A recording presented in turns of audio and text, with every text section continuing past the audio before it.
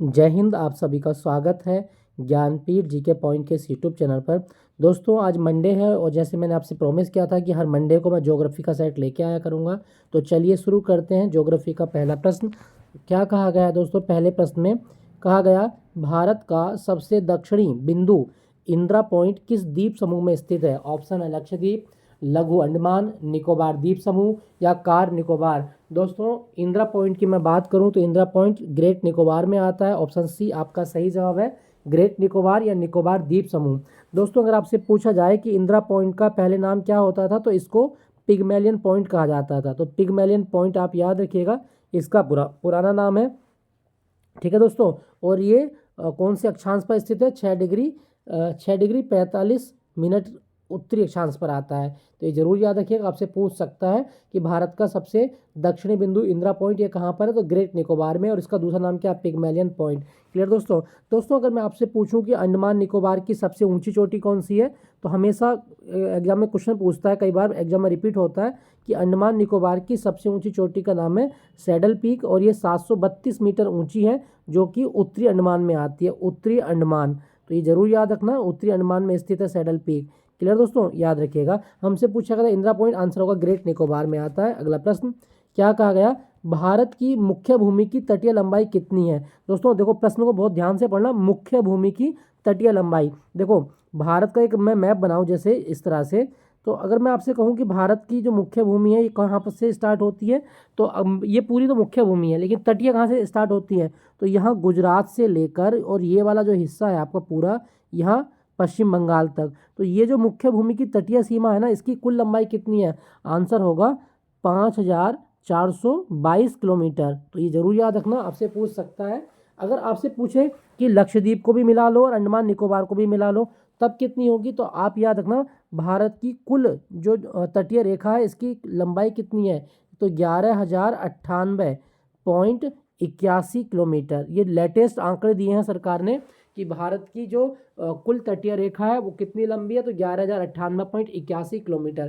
Clear दोस्तों? याद रखना, आपसे पूछ सकता है। तो पहले कभी आपने अगर 75-16 ये रट रखा हो तो इसको भूल जाना कि भारत की कुल तटीय रेखा की लंबाई कितनी है। अब ये वाली याद रखिएगा, 11,098.81 किलोमीटर। क्लियर दोस्तों? आपको पूछा जा सकता है। अगर आपसे पूछा जाए कि भारत के किस राज्य की तटीय रेखा सबसे लंबी है, तो राज्य में गुजरात की तटीय रेखा सबसे लंबी है, और सबसे कम किसकी है? तो गोवा की।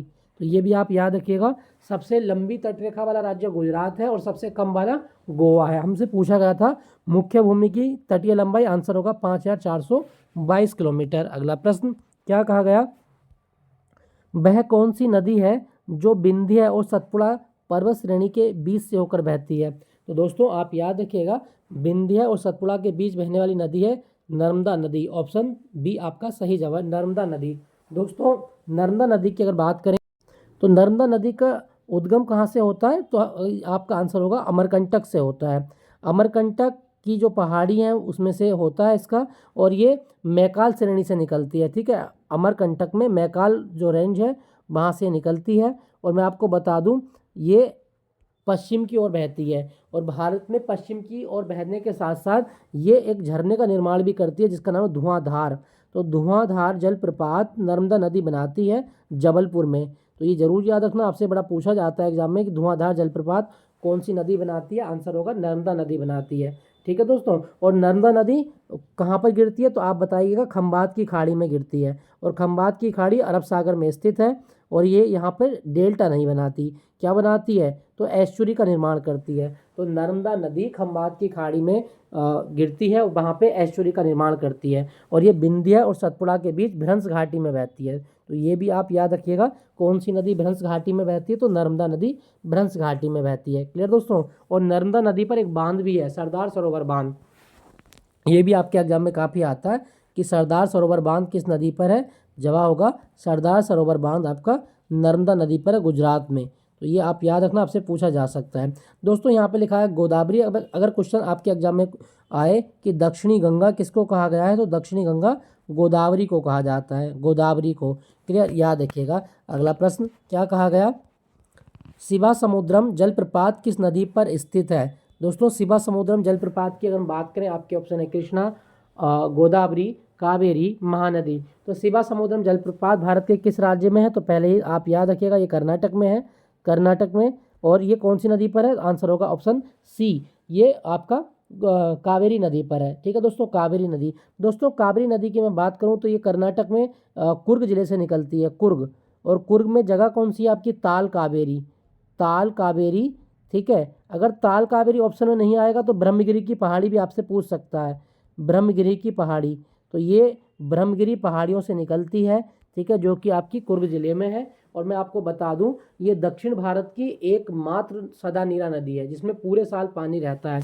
सबसे इंपॉर्टेंट प्रश्न इसके बारे में आप याद रखना, कावेरी नदी 2 मानसूनों से अपना जल प्राप्त करती है। देखो, दक्षिण पश्चिम मानसून और उत्तर पूर्वी मानसून, तो ये 2 मानसून भारत में मेन है। तो दोनों ही मानसून की वर्षा कावेरी नदी को जल प्रदान करती है, इसीलिए कावेरी नदी जो है ये पूरे साल बहती है दक्षिण भारत में। तो ये भी आपसे पूछा जाता है। दोस्तों क्या आप मुझे बता सकते हैं कि भारत में किस नदी के डेल्टा को दक्षिण भारत का बगीचा कहा जाता है? दक्षिण भारत का बगीचा किस नदी के डेल्टा को कहा जाता है? तो आपका आंसर होगा कि कावेरी डेल्टा को दक्षिण भारत का बगीचा कहा जाता है। ये बड़ा इंपॉर्टेंट प्रश्न है, ये यूपी पीसीएस में आ गया था एक बार, तो ये जरूर याद रखना। पीसीएल में आया था, सॉरी, उत्तर प्रदेश जो विद्युत निगम लिमिटेड का पेपर होता है उसमें ये आ चुका था। तो अगर आपके एग्जाम में क्वेश्चन आए कि दक्षिण भारत का बगीचा किस नदी के डेल्टा को कहा जाता है, तो कावेरी नदी के डेल्टा को कहा जाता है। और मैं आपको एक चीज़ और बता दूं दोस्तों, कावेरी नदी की ना 2-3 सहायक नदियां जो आपके एग्जाम में पूछी जाती हैं। जैसे आपसे पूछेगा हेमावती, हेमावती किसकी सहायक नदी है? तो कावेरी नदी की, कावेरी की। अर्कावती आपसे पूछ सकता है, अर्कावती, तो अर्कावती भी कावेरी की है। जैसे आपसे पूछे काबिनी, काबिनी बहुत आता है एग्जाम में, काबनी। जैसे आपसे भवानी बहुत पूछता है एग्जाम में। जैसे आपसे अमरावती बहुत पूछता है आपसे, अमरावती। तो ये सारी जो सहायक नदियां हैं ना वो कावेरी की हैं, हेमावती, अर्कावती, काबिनी, भवानी। ठीक है, तो ये सब आप याद रखिएगा, आपसे पूछा जाए। और मैं आपको ये भी बता दूं दोस्तों, जो कावेरी नदी है ना, कावेरी नदी का डेल्टा बनता है तमिलनाडु के दक्षिण पूर्व भाग में, तो वो भी आप याद रखेंगे। और कावेरी डेल्टा पर कौन सी फसल होती है? धान, धान की फसल होती है, क्लियर, याद रखिएगा। दोस्तों कावेरी नदी पर एक बांध भी है तमिलनाडु में, कौन सा बांध है? मेट्टूर बांध। तो कभी क्वेश्चन आए कि मेट्टूर बांध ये भारत के किस राज्य में है? तो तमिलनाडु में है। और कौन सी नदी पर बना है? आंसर होगा कावेरी नदी पर। तो कावेरी नदी पर कौन सा झरना है? शिवा समुद्रम जलप्रपात, क्लियर, याद रखिएगा दोस्तों। चलिए अगले प्रश्न की बात करते हैं। भारत की सबसे पुरानी पर्वत श्रृंखला कौन सी है? दोस्तों भारत की सबसे पुरानी पर्वत श्रृंखला की बात करें तो आपके ऑप्शन है हिमालय, अरावली, विंध्याचल या सह्याद्री। सही जवाब क्या होगा? अरावली पर्वत भारत की सबसे पुरानी बलित पर्वत श्रृंखला है, ये आप याद रखिएगा, जो आपका राजस्थान, हरियाणा, गुजरात, दिल्ली तक फैले हुए हैं। और मैं आपको बता दूं दोस्तों, ये जो अरावली है ना, इसका सबसे ऊंचा शिखर कौन सा है? तो अगर आपसे पूछे कि अरावली की सबसे ऊंची चोटी, तो आंसर क्या होगा? गुरु शिखर। अरावली की सबसे ऊंची चोटी है गुरु शिखर। तो ये भी आप याद रखना, आपसे पूछ सकता है कि अरावली का सबसे ऊंचा शिखर कौन सा? गुरु शिखर। और गुरु शिखर माउंट आबू में आता है, ठीक है दोस्तों, याद रखिएगा।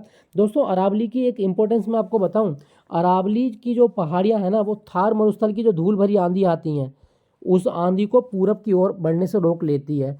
अगर अरावली को काटा गया या अरावली को में खनन किया गया तो अरावली की पहाड़ियाँ बिल्कुल समतल हो जाएंगी। तो उसमें क्या होगा कि थार के मरुस्थल से जो बहुत धूल भरी आंधी चलती है ना, वो डायरेक्ट आएंगी एनसीआर में, मेनली हिट करेंगे आपके हरियाणा को, दिल्ली को, और उसके साथ साथ यूपी के भी कई ज़िलों में इसका प्रकोप देखने को मिलेगा। तो अरावली को बचाना, अरावली को मतलब सेव करना, ये हमारा एक कर्तव्य बन चुका है कि जो भी मतलब पूंजीपति लोग अरावली को मतलब माइनिंग करने में लगे हुए हैं वो गलत कर रहे हैं। पर्यावरण के साथ छेड़छाड़ की जाएगी तो उसका खामियाजा पूरी मानव जाति को भुगतना पड़ेगा। तो आई सपोर्ट सेव अरावली, ठीक है। तो आप याद रखिएगा सबसे पुरानी पर्वत श्रृंखला वो है आपकी अरावली। दोस्तों अगर मैं आपसे पूछूं, मुझे आप 2 नदियों के नाम बता दो जो अरावली रेंज से निकलती हैं। तो दोस्तों पहली नदी तो आप याद रखना है, अरावली की पश्चिमी ढलान से एक नदी निकलती है जिसका नाम है लूनी नदी, लूनी नदी। तो ये भी आपसे पूछा जा सकता है। और दूसरा एक साबरमती नदी भी आती है। क्या दोस्तों अरावली की पहाड़ी में कोई टाइगर रिजर्व है? तो अरावली पहाड़ियों में एक टाइगर रिजर्व है जिसका नाम सरिस्का, राजस्थान में है। सरिस्का टाइगर रिजर्व कौन सी पर्वत श्रृंखला में स्थित है? तो आप याद रखना अरावलियों में स्थित है सरिस्का टाइगर रिजर्व, और ये राजस्थान में आता है, तो ये भी आपसे पूछता है एग्जाम में, तो आप इसको बता सकते हैं। तो सबसे पुरानी पर्वत श्रृंखला अरावली है। दोस्तों यहाँ पे लिखा गया सह्याद्री। तो अगर मैं आपसे कहूँ सह्याद्री किसको बोलते हैं, तो पश्चिमी घाट की जो पहाड़ी है ना, इनको सह्याद्री कहा जाता है। तो कभी आपके एग्जाम में आए कि सह्याद्री किसका नाम है, तो पश्चिमी घाट की पहाड़ियों का नाम है। क्लियर दोस्तों, तो इसका सही जवाब क्या होगा, अरावली सबसे पुरानी पर्वत श्रृंखला है। अगला प्रश्न क्या कहा गया, लोकटक झील जिस पर दुनिया का एकमात्र तैरता हुआ नेशनल पार्क है, किस राज्य में है। दोस्तों लोकटक झील की मैं बात करूं तो ये कहाँ की है, तो ये मणिपुर की है। आपकी ऑप्शन ए सही जवाब होगा मणिपुर। अगर आपसे पूछूं कि मणिपुर के कौन से जिले में है लोकटक झील, तो बिष्णुपुर जिले में लोकटक झील है और दुनिया का एकमात्र तैरता हुआ नेशनल पार्क, इसका नाम क्या है, आपका जवाब होगा केबुल लामजाओ। तो दुनिया का एकमात्र तैरता राष्ट्रीय उद्यान केबुल लामजाओ है, जो मणिपुर की लोकटक झील पर स्थित है, Keibul Lamjao national park. Clear, याद रखिएगा। दोस्तों अगर आपसे मैं कहूँ कि लोकटक झील पर घास के जो तैरते हुए टीले मिलते हैं उनको क्या कहा जाता है, तो दोस्तों उनको बोलते हैं फुमड़ी। तो कभी आपके एग्जाम में क्वेश्चन आए कि फुमड़ी घास के टीले कहाँ मिलते हैं, तो जवाब होगा लोकटक झील पर मिलते हैं, फुमड़ी घास होती है यहाँ पे। क्लियर दोस्तों, याद रखिएगा। दोस्तों यहाँ पे लिखा गया मेघालय। मेघालय को बादलों का घर कहा जाता है और मेघालय की राजधानी है शिलोंग। अगर आपके एग्जाम में क्वेश्चन आए कि शिलोंग किन पहाड़ी पर स्थित है, तो खासी पहाड़ी पर स्थित है, ये जरूर याद रखिएगा। मिजोरम का पुराना नाम क्या है, लुसाई हिल कहा जाता है मिजोरम को, लुसाई हिल। तो कभी आपके एग्जाम में क्वेश्चन आए कि किस राज्य को लुसाई हिल कहा जाता था, जवाब होगा मिजोरम को। त्रिपुरा की बात करूं तो यहाँ पे एक नेशनल पार्क है जिसका नाम है क्लाउडेड लेपर्ड। तो कभी आपके एग्जाम में क्वेश्चन आए क्लाउडेड लेपर्ड नेशनल पार्क कहाँ पर है, त्रिपुरा में है clouded leopard national park. Clear दोस्तों, याद रखिएगा। तो दुनिया का एकमात्र तैरता राष्ट्रीय उद्यान कहाँ पर है, मणिपुर में। कौन सी झील पर, लोकटक झील पर। और घास के टीले क्या कहलाते हैं, फुमड़ी। आपसे पूछे मेघालय की राजधानी शिलोंग है, कौन सी पहाड़ियों पर, खासी पर। और लुसाई हिल किस राज्य का नाम है, मिजोरम का। आपसे पूछा जाए क्लाउडेड लेपर्ड नेशनल पार्क, तो वो होगा आपका त्रिपुरा में। अगले प्रश्न की ओर बात करते हैं, क्या कहा गया, भारत और चीन के बीच की सीमा रेखा को क्या कहा जाता है। दोस्तों अगर आपसे पूछा जाए कि भारत और चीन के बीच जो सीमा रेखा उसका नाम क्या है, ऑप्शन है रेडक्लिफ रेखा, डूरंड रेखा, मैकमोहन रेखा या 24वीं समानांतर रेखा। सही जवाब क्या होगा, भारत और चीन के बीच जो सीमा रेखा है वो है आपकी मैकमोहन रेखा। ऑप्शन सी आपका सही जवाब है, मैकमोहन रेखा। दोस्तों अगर मैं आपसे पूछूं कि भारत और चीन के बीच मैकमोहन रेखा कब खींची गई थी, तो 1914 में खींची गई थी, 1914। और मैकमोहन रेखा की कुल लंबाई कितनी है, 3488 किलोमीटर। ठीक है, 3488 किलोमीटर इसकी लंबाई है और चाइना इस रेखा को मान्यता नहीं देता। क्लियर दोस्तों, आप याद रखना, भारत और चीन के बीच इस रेखा को लेकर विवाद है और ये विवादास्पद क्षेत्र के रूप में आज भी मतलब चर्चा में रहता है। क्लियर, याद रखिएगा। दोस्तों अगर आपसे पूछा जाए कि भारत और पाकिस्तान के बीच ये जो रेखा है उसका नाम क्या है, वो रेड क्लिफ रेखा। तो रेड क्लिफ रेखा भारत पाकिस्तान। डूरंड रेखा की बात करें तो पाकिस्तान और अफगानिस्तान के बीच में है वर्तमान में ये डूरंड रेखा, पाकिस्तान और अफगानिस्तान। तो ये भी आप याद रखना, आपसे पूछ सकता है। ठीक है दोस्तों, 24वीं समानांतर रेखा तो ये भारत पाकिस्तान के बीच में है, तो ये आपसे पूछा जाए, ये भी आप याद रखिएगा। तो हमसे पूछा गया था भारत चीन के बीच सीमा रेखा मैकमोहन रेखा कहलाती है। दोस्तों अगर मैं आपसे कहूँ कि भारत और चीन के बीच पंचशील समझौता कब हुआ था, 1954 में हुआ था। ठीक है, याद रखना। तो ये था आपका मैकमोहन रेखा। क्लियर, याद रखिएगा। दोस्तों मैं दो रेखा और बताता हूँ जो आपके एग्जाम के लिए बहुत इंपॉर्टेंट है। एक 49वीं समानांतर रेखा है, 49th पैरेलल लाइन। तो ये अमेरिका और कनाडा के बीच है। तो 49वीं समानांतर रेखा अमेरिका और कनाडा के बीच।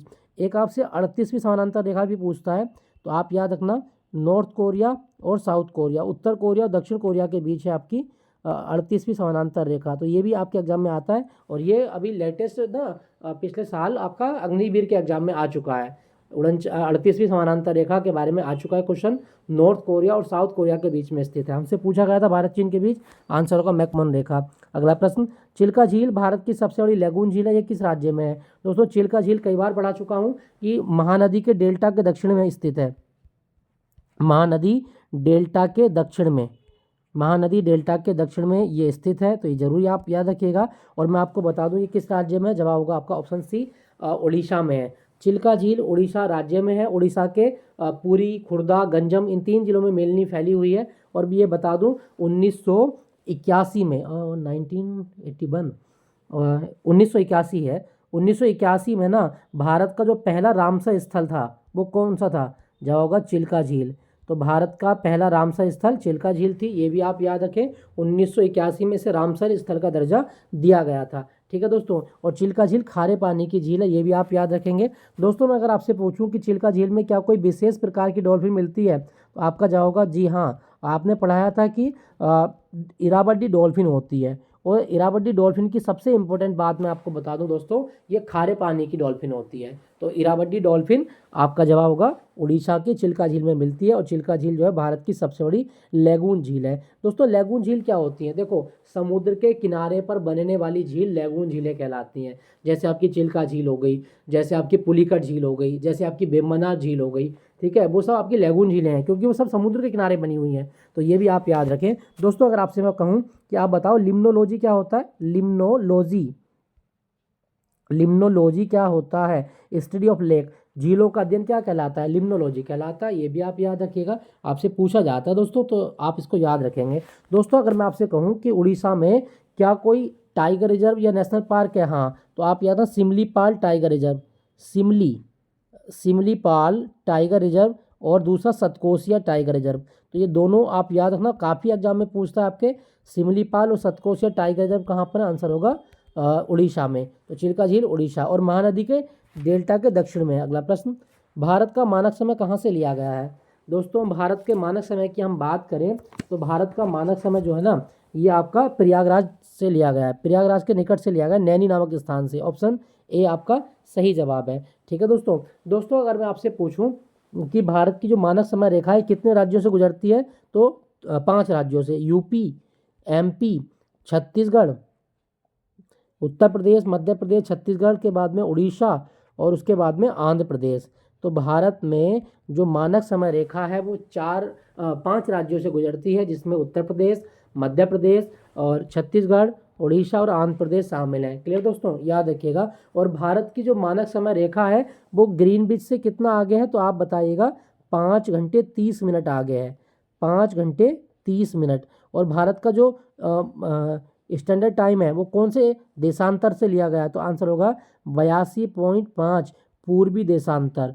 ठीक है, 82.5 पूर्वी देशांतर से लिया गया, और ये ग्रीनविच रेखा से कितने चलती आगे, तो जवाब होगा आपका 5 घंटे 30 मिनट आगे है। क्लियर, याद रखिएगा। तो ये हमने लिया प्रयागराज के निकट से। क्लियर दोस्तों, याद रखिएगा। दोस्तों अगर मैं आपसे पूछूं कि भारत का डायमंड हार्बर किस शहर को कहा जाता है, तो आप याद रखना डायमंड हार्बर कहा जाता है कलकत्ता को। कई बार आपके एग्जाम में पूछ लेता है डायमंड हार्बर किसको कहा गया है, कलकत्ता को कहा जाता है डायमंड हार्बर। अगला प्रश्न, क्या कहा गया है, कपास की खेती के लिए सबसे उपयुक्त मिट्टी कौन सी मानी जाती है। कई बार पढ़ा चुका हूँ, आंसर होगा काली मिट्टी या रेगुर मिट्टी। काली मिट्टी जो होती है दोस्तों, इसका निर्माण ज्वालामुखी के लावे की क्रिया से हुआ है, तो ये भी आप याद रखिएगा। और काली मिट्टी के बारे में बता दूं, इसमें क्रैकिंग का गुण होता है, क्रैकिंग मतलब दरारें पड़ने का गुण होता है, तो ये भी आप याद रखना। क्रैकिंग किस मिट्टी का गुण है, तो आंसर होगा काली मिट्टी का गुण होता है। काली मिट्टी में कपास की खेती, गन्ने की खेती बहुत अच्छे से की जाती है। क्लियर दोस्तों, याद रखिएगा। दोस्तों यहाँ पे लिखा गया आपका जलोढ़ मिट्टी, भारत में सबसे उपजाऊ मिट्टी कौन सी है, तो आंसर होगा जलोढ़ मिट्टी, और ये भारत के लगभग 45% भूभाग पर फैली हुई है। तो भारत में आप याद रखना सबसे उपजाऊ मिट्टी है जलोढ़ मिट्टी। क्लियर दोस्तों, याद रखिएगा। दोस्तों अगर मैं आपसे कहूँ कि लेटराइट मिट्टी कहाँ मिलेगी, तो लेटराइट मिट्टी ऐसी जगह मिलती है जहाँ पे वर्षा बहुत ज़्यादा होती हो, जहाँ पे तापमान बहुत ज़्यादा रहता हो। ठीक है, तो ये आपसे पूछा जाए कि उच्च वर्षा वाले क्षेत्र या उच्च ताप वाले क्षेत्रों में कौन सी मिट्टी मिलेगी, आंसर होगा लेटराइट मिट्टी। और लेटराइट मिट्टी में लीचिंग इफेक्ट होता है, लीचिंग का मतलब होता है कि पानी बहुत जल्दी रिस कर नीचे चला जाता है। ठीक है, तो ये जरूर याद रखना। और लेटराइट मिट्टी में आप कौन सी खेती कर सकते हैं, तो दोस्तों मैं आपको बता दूं, लेटराइट मिट्टी में नारियल की खेती की जा सकती है, नारियल, उसके साथ साथ चाय की खेती की जा सकती है, उसके साथ साथ काजू की खेती की जा सकती है। तो चाय, नारियल और आपका काजू की खेती आप कर सकते हैं लेटराइट मिट्टी में। ठीक है दोस्तों, आपसे पूछा जाता है तो ये आप याद रखिएगा। अगला प्रश्न, दोस्तों मैं आपको एक चीज़ बताता हूँ, बड़ी इंपॉर्टेंट चीज़ बताता हूँ, नोट करना। देखो एक शब्द है मिल्पा, मिल्पा, नोट कर लीजिएगा इसको, मिल्पा। एक है रोका, एक है आपका लदांग, और एक है आपका रे। अब आप कहोगे पता नहीं क्या लिख दिया आपने। देखो आपने इतना पढ़ा पिछली क्लासों में कि भारत में एक शिफ्टिंग कल्टीवेशन होता है, इसको झूम बोलते हैं, झूम खेती होती है। ये भारत में होती है झूम, और मेनली कहाँ होती है, नॉर्थ ईस्ट में, पूर्वोत्तर भारत में, जैसे असम, मेघालय, त्रिपुरा, मणिपुर, नागालैंड, इनमें होती है झूम। अब ऐसे ही दुनिया में ना शिफ्टिंग कल्टीवेशन होती है, जैसे मिल्पा है, जैसे रोका है, जैसे लदांग है। तो मिल्पा, अगर कभी आपके एग्जाम में क्वेश्चन आए कि मिल्पा शिफ्टिंग कल्टीवेशन किस देश में प्रचलित है, आंसर होगा मैक्सिको में। अगर रोका की बात करें तो रोका ब्राज़ील में होता है। अगर आपसे लदांग की बात करें तो लदांग इंडोनेशिया में होती है, लदांग खेती इंडोनेशिया। और दूसरा रे खेती वियतनाम में होती है। तो ये एनसीईआरटी से डायरेक्टली क्वेश्चन कई बार आरओ जैसे एग्जाम में, पीसीएस जैसे एग्जाम में मिलाने के लिए पूछा गया है। तो आप इसको याद रखना, मिल्पा शिफ्टिंग कल्टीवेशन होता है, एक स्थानांतरित कृषि होती है मैक्सिको में, रोका स्थानांतरित कृषि ब्राज़ील में होती है, लदांग इंडोनेशिया में, और रे वियतनाम में। क्लियर दोस्तों, तो ये भी आप याद रखना, आपसे पूछा जाता है, तो ये बड़ा इंपॉर्टेंट प्रश्न बन जाता है आपके लिए। दोस्तों, अगर आपसे क्वेश्चन पूछे कि भारत में कितने प्रकार की मिट्टी मिलती है, तो 8 प्रकार की मिट्टी, और मिट्टी का अध्ययन क्या कहलाता है, पीडोलॉजी कहलाता है, पीडोलॉजी। हमसे पूछा गया था कपास के लिए, आंसर होगा काली मिट्टी। अगला प्रश्न क्या कहा गया दोस्तों, भारत का एकमात्र सक्रिय ज्वालामुखी बैरन द्वीप कहाँ पर है, आंसर होगा आपका मध्य अंडमान में है। सही जवाब क्या है, भारत का जो सक्रिय ज्वालामुखी है वह मध्य अंडमान, ऑप्शन ए आपका सही जवाब है। क्लियर दोस्तों, याद रखिएगा। अगला प्रश्न क्या कहा गया, पंबन द्वीप भारत और किस देश के बीच स्थित है। दोस्तों, पंबन द्वीप की बात करें तो ये भारत और श्रीलंका के बीच स्थित है, भारत और श्रीलंका। और भारत और श्रीलंका के बीच पाक जलडमरू मध्य भी है, पाक जलडमरू मध्य, ये किन दो देशों के बीच है, आंसर होगा भारत श्रीलंका के बीच है। क्लियर दोस्तों, याद रखें। दोस्तों, श्रीलंका की में कौन सी भाषा बोली जाती है, आंसर होगा सिंगली। श्रीलंका में कौन सी भाषा बोलते हैं, सिंगली। और मैं बता दूं, श्रीलंका की जो सबसे ऊंची चोटी है उसका नाम क्या है, पिदुरु थाला गाला।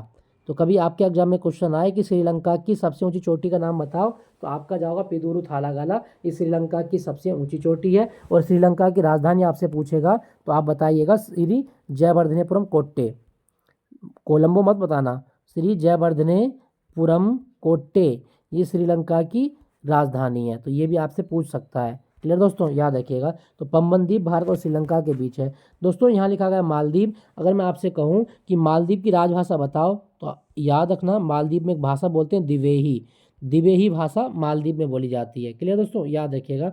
और मैं आपको बता देता हूँ 8 डिग्री चैनल।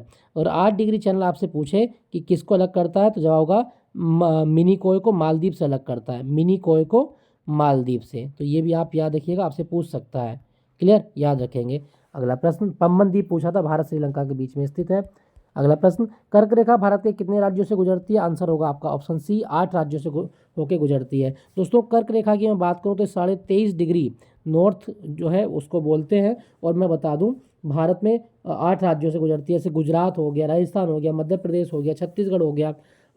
छत्तीसगढ़ के बाद में आपका और गुजरात, मध्य प्रदेश, उड़ीसा हो गया आपका, है ना, नहीं उड़ीसा नहीं आता है, त्रिपुरा आता है आपका, ठीक है, त्रिपुरा, और मिजोरम भी आता है आपका। तो इस तरह से आपका 8 राज्यों से गुजरती है। और ये कर्क रेखा को 2 बार नदी जो काटती है वो कौन सी है, माही नदी, माही नदी 2 बार काटती है कर्क रेखा को। तो ये भी आप याद रखिएगा, आपसे पूछा जाए। कर्क रेखा वैसे दुनिया के कितने देशों से गुजरती है, तो दुनिया के 17 देश हैं जो कर्क रेखा पर स्थित हैं। तो ये भी आप याद रखिएगा, ठीक है दोस्तों। चलिए अगला प्रश्न क्या कहा गया, दक्षिण भारत की सबसे ऊंची चोटी का नाम बताना है। तो दोस्तों, दक्षिण भारत की सबसे ऊंची चोटी कौन सी, आंसर होगा ऑप्शन बी, अनाईमुड़ी, अनाईमुड़ी, जो कि आपकी अन्नामलाई पर्वत श्रृंखला में स्थित है और ये केरल में आती है। ठीक है दोस्तों, याद रखना। दोस्तों, दक्षिण भारत की सबसे ऊंची चोटी अनाईमुड़ी। अगर दूसरी पूछ ले तब तो आप याद रखना मीसा पुलीमाला, मीसा पुलीमाला, ये दक्षिण भारत की दूसरी सबसे ऊंची चोटी है जो कर्नाटक केरल में आती है, मीसा पुलीमाला। अच्छा, तीसरी अगर पूछेगा तब तो तीसरी सबसे ऊंची चोटी का नाम डोडा बेट्टा, डोडा बेट्टा। तो दक्षिण भारत की सबसे ऊंची चोटी अनाईमुड़ी, दूसरी सबसे ऊंची चोटी मीसा पुलीमाला केरल, और तीसरी सबसे ऊंची चोटी है डोडा बेट्टा, जो कि कहाँ पर है, तमिलनाडु में। तो ये सब आप याद रखना, आपसे पूछा जा सकता है दोस्तों, काफ़ी फेमस है दक्षिण भारत की सबसे ऊंची चोटी अनाईमुड़ी। क्लियर दोस्तों, याद रखिएगा। दोस्तों, यहाँ पे लिखा गया आपका कलसुबाई, कलसुबाई महाराष्ट्र की सबसे ऊंची चोटी है।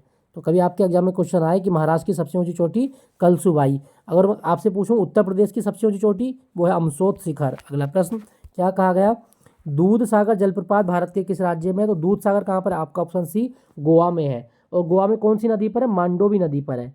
तो ये आप जरूर आप याद रखना, मांडोवी नदी पर है, मांडोवी नदी, दूध सागर जलप्रपात। ठीक है दोस्तों, आपसे पूछा जाता है। और कभी क्वेश्चन आए कि गोवा की जीवन रेखा कौन सी नदी है, तो आंसर होगा मांडवी नदी गोवा की जीवन रेखा कहलाती है। गोवा की जीवन रेखा। गोवा की जो राजधानी है वो क्या है, वो है पणजी। गोवा की राजधानी पणजी। और गोवा में कौन सी भाषा बोली जाती है, कोंकणी बोली जाती है, कोंकणी।